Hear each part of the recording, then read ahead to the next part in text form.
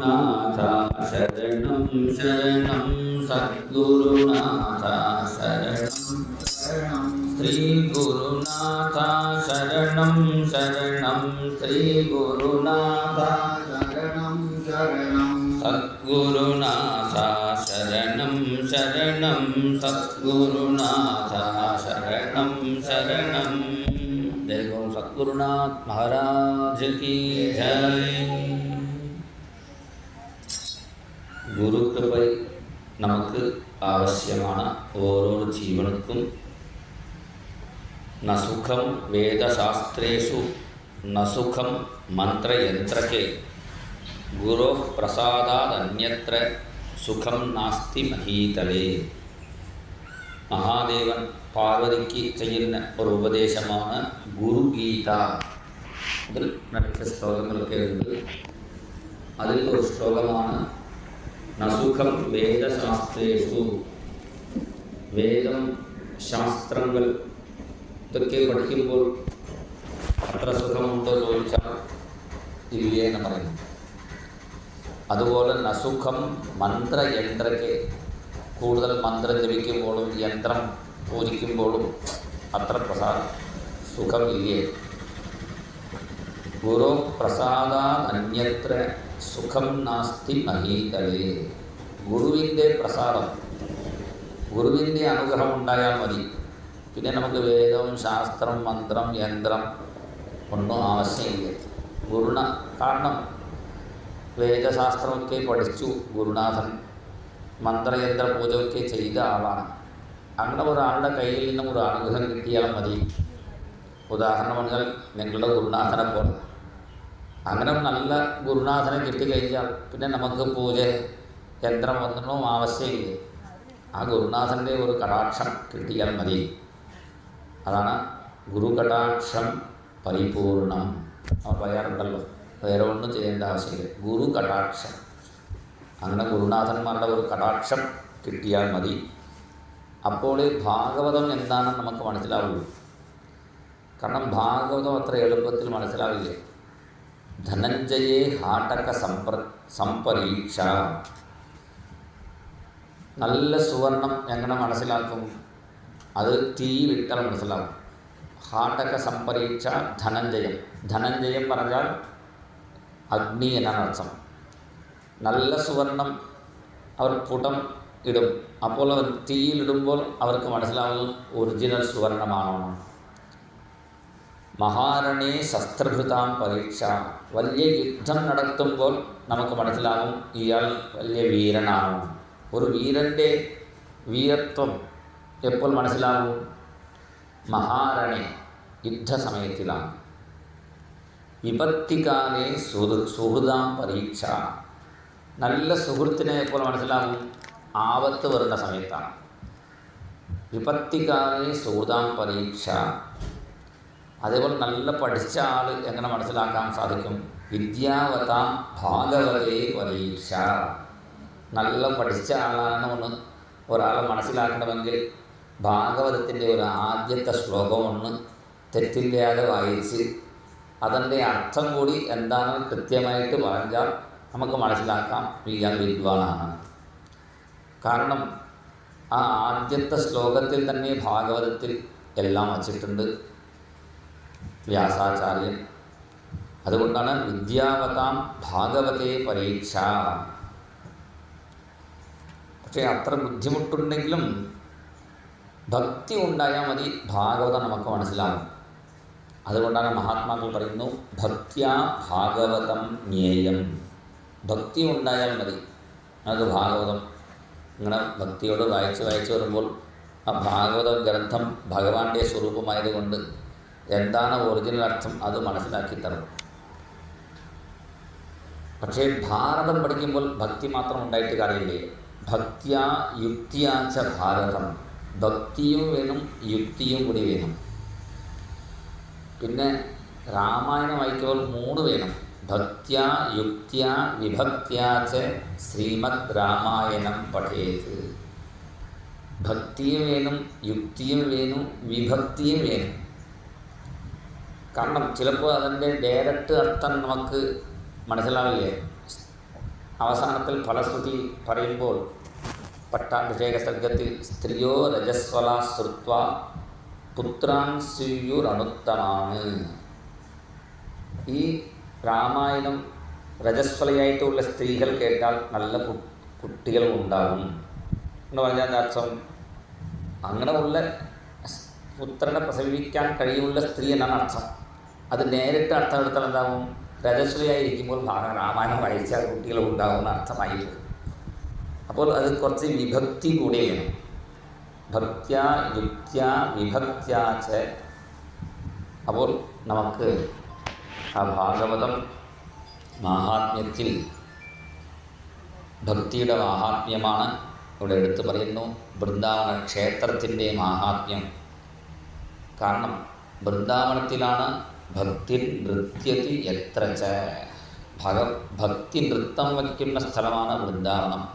നമുക്ക് ഇന്നും വൃന്ദാവനത്തിൽ പോയാൽ ഉത്തരഭാരതത്തിൽ ഒരു റിക്ഷ ഓടിക്കുന്ന ആൾ പോലും രാധേ രാധേ രാധേ രാധേ എന്ന് പറയുന്നത് കേൾക്കാം. ഒരു മിഠായി വ്യാപാരം ചെയ്യുന്ന ആൾ പോലും രാധേ രാധേ, പരസ്പരം അങ്ങോട്ട് ഇങ്ങോട്ട് കാണുമ്പോൾ രാധേ രാധേ ഇങ്ങനെ പറയുള്ളൂ. അങ്ങനെ എപ്പോഴും നാമം ജപിക്കുന്ന ഒരു ക്ഷേത്രം. ഇപ്പോഴും വൃന്ദാവനത്തിൽ ഏകാദശി ദിവസം പോയാൽ ചോറ് കിട്ടില്ലേ നമുക്ക്. അപ്പോൾ ഇന്ന് ഏകാശിയിൽ ഹോട്ടൽ തുറക്കാറേ ഇല്ലേ. വേണമെങ്കിൽ നമുക്ക് ടിഫൻ പോലെ അങ്ങനെയെങ്കിലും ഒരു സാധനം മേടിച്ച് കഴിക്കാം. ചോറ് കിട്ടില്ല. കാരണം അവർക്ക് അറിയാം. അതുകൊണ്ടാണ് ഇപ്പോഴും വൃന്ദാവനത്തിൽ ചോറ് ഇല്ല, കിട്ടില്ല. മാത്രമല്ല വൃന്ദാവനത്തിൻ്റെ ഉള്ളിൽ മാംസക്കടയില്ല. ഇപ്പോഴും അവിടെ അതിൻ്റെ നിഷേധം അവിടെ എല്ലാവരും ഒളിവിച്ചിരിക്കുന്നു. അവിടെ മുസ്ലിംമാരും താമസിച്ചിരിക്കുന്നു. പക്ഷേ അവരും അതനുസരിച്ച് അവിടെ ജീവിക്കുന്നു. അങ്ങനെ വൃന്ദാവന ക്ഷേത്രത്തിൻ്റെ മഹിമയും അതേപോലെ ഭക്തിയുടെ മാഹാത്മ്യം. ത്വയാഭൂതസ്തു ഭഗവാൻ യാതി ജഗദീശ്വരി. ഭക്തി ഉണ്ടായാൽ മതി. അത് ഒരു നീചഗൃഹമായാലും ഭഗവാൻ അവിടെ എത്തിച്ചേരും എന്നാണ് പറയുന്നു. ഇതിന് നിറച്ചും ഉദാഹരണം ഭക്തന്മാരുടെ കഥയിൽ നമുക്ക് കാണാം. പണ്ഡരീപുരം മഹാരാഷ്ട്രത്തിലൊരു ക്ഷേത്രം. അവിടെ ഒരു ചണ്ടാളൻ, ഒരു പഞ്ചമനാണ്. പണ്ട് അവർക്ക് അമ്പലത്തിൽ പ്രവേശനമില്ലാത്ത കാലമാണ്. അപ്പോൾ ഗോപുര നോക്കി തന്നെ അദ്ദേഹം ഭഗവാന്റെ നാമം ജപിക്കും. ബോലോ നാരായണ ജയ് ജയ് വിഠല, ബോലോ നാരായണ ജയ് ജയ് വിഠല, ലക്ഷ്മീ നാരായണ രംഗ രംഗ വിഠല, ലക്ഷ്മീ നാരായണ രംഗ രംഗ വിഠല, ഗോവിന്ദ വിഠല ഗോപാല വിഠല, ഗോവിന്ദ വിഠല ഗോപാല വിഠല, ശ്രീരംഗ വിഠല പാണ്ഡുരംഗ വിഠല, ശ്രീരംഗ വിഠല പാണ്ഡുരംഗ വിഠല, ബോലോ നാരായണ ജയ് ജയ് വിഠല, ബോലോ നാരായണ ജയ് ജയ് വിഠല. ഭഗവാന്റെ ഗോപുരം നോക്കി നാമം ജപിക്കും. അപ്പോൾ അവിടെ ഒരു പ്രഭാഷണത്തിൽ പറയുമ്പോൾ 12 ദിവസം ഒരു 1000 പേർക്ക് അന്നദാനം ചെയ്താൽ ഭഗവാനക്ക് വളരെ സന്തോഷമുണ്ടാകും. ഗുരുവായൂരപ്പൻ്റെ പണ്ഡരീനാഥൻ്റെ അനുഗ്രഹം ഉണ്ടാകും പറഞ്ഞപ്പോൾ ഉടനെ ഇദ്ദേഹം ആ മഹാത്മാവോട് ചോദിച്ചു, നാളെ തന്നെ എനിക്കൊരു ആഗ്രഹമുണ്ട്, 1000 പേർക്ക് അന്നദാനം ചെയ്യണമെന്ന്, നിങ്ങൾ വരുമോ? അപ്പോൾ അദ്ദേഹം പറഞ്ഞു, 1000 പേര് ഇപ്പോൾ തേടി കണ്ടെത്താൻ ബുദ്ധിമുട്ടാണ്. അതിന് പകരം നാമം ജപിക്കുന്ന ഒരാൾക്ക് ഭക്ഷണം കൊടുത്താൽ മതി, 1000 പേർക്ക് അന്നദാനം ചെയ്തതിൻ്റെ ഫലം ഉണ്ടാകും. നാമം ജപിച്ചിരിക്കുന്ന ഓരോ ഭക്തനക്ക് കൊടുത്താൽ മതി. അപ്പോൾ അദ്ദേഹം ഓരോരോ ഭക്തന്മാരെയും, അമ്പലത്തിലേക്ക് വരുന്ന ഓരോരോ ഭക്തന്മാരെയും നാളെ വരുമോ എൻ്റെ വീട്ടിലേക്ക് ചോദിക്കുമ്പോൾ ഒരാളും ഇല്ലേ പറയാം. ഒരാൾ വരാൻ പറഞ്ഞിട്ടില്ലേ. അവസാനം രാത്രി ഒരു പ്രായമായ ഒരു മുത്തശ്ശൻ വന്നു, നാളെ 12 ദിവസം ഞങ്ങളുടെ വീട്ടിൽ ഭക്ഷണം കഴിക്കാൻ വരുമോ? വരാമല്ലോ പറഞ്ഞ് ആ മുത്തശ്ശൻ വന്നു. പിന്നെ രാവിലെ കുളി കഴിഞ്ഞ് അദ്ദേഹത്തിനെ ഇരുത്തി ഇലയിട്ടു. അവിടെ ചപ്പാത്തിയല്ലേ കഴിക്കുന്നത്, അത് ചപ്പാത്തി ഇട്ടു. ആ ചോക്കാമേലെന്ന് ആ ഭക്തൻ്റെ പേര്. ആ ചോക്കാമേലൻ്റെ ഭാര്യ ഡാൾ കൂട്ടാൻ വിളമ്പാൻ വരുമ്പോഴാണ് അവിടെ കണ്ടു മുത്തശ്ശനില്ലേ, ചതുർഭുജ ശംഖചക്ര ഗദാധാരിയായിട്ട് ഭഗവാനാണ് അവിടെ മുമ്പിലിരിക്കുന്നത്. ആദ്യം ദർശനം ഭക്തനുക്കില്ലേ, ഭക്തൻ്റെ ഭാര്യയ്ക്കാണ് ദർശനം കിട്ടി. ഭഗവാന്റെ മകരകുണ്ടലവും ദിവ്യകിരീടവും കണ്ടപ്പോൾ സംഭ്രമത്തിൽ എന്തിനു പോയി ആ കൂട്ടാൻ്റെ പാത്രം താഴെ വിട്ടു. അപ്പോൾ എന്തായി, ഭഗവാന്റെ വസ്ത്രം ഭഗവാന്റെ ശരീരത്തിലൊക്കെ അത് കൂട്ടാനായി പോയി. അപ്പോൾ പറഞ്ഞു ചോക്കാവൻ, ഭഗവാൻ ദ്വാദശി ദിവസം നമ്മുടെ വീട്ടിൽ ഭക്ഷണം കഴിക്കാൻ വന്ന സമയത്ത് ഇങ്ങനെ അപരാധം ചെയ്തു പോയല്ലോ പറഞ്ഞപ്പോൾ ഭഗവാൻ പറഞ്ഞു സന്തോഷം തന്നെയാണ്, കുഴപ്പമില്ല പറഞ്ഞത്. ഭഗവാൻ പ്രസാദം കഴിച്ചു. ഇത് അവിടെ കുളിക്കുന്ന ഭഗവാനെ പൂജിക്കുന്ന ബ്രാഹ്മണന്മാർ കേട്ടു. അവർ പറഞ്ഞു, ചോക്കാവേള, ഞങ്ങളൊക്കെ പുരുഷ സൂക്തം ജപിച്ച് ശ്രദ്ധയോട് ഭഗവാനെ വിളിച്ച് പൂജിക്കുന്നു, അപ്പോൾ പോലും നേരിട്ട് വരാറില്ലേ? നിൻ്റെ വീട്ടിൽ നേരിട്ട് വന്നിട്ടുണ്ടോ?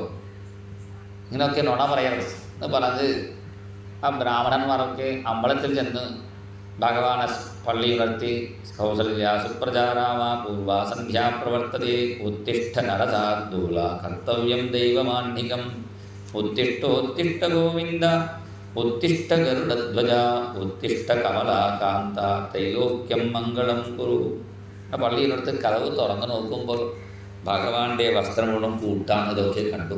ഭഗവാന്റെ ശരീരത്തിൽ, ആ വിഗ്രഹത്തിൽ, ആ ഭഗവാന്റെ വിഗ്രഹത്തിൽ അത് കണ്ടപ്പോൾ അവർക്ക് മനസ്സിലായി ഭഗവാൻ അവിടെ ചെന്നിട്ടുണ്ട്.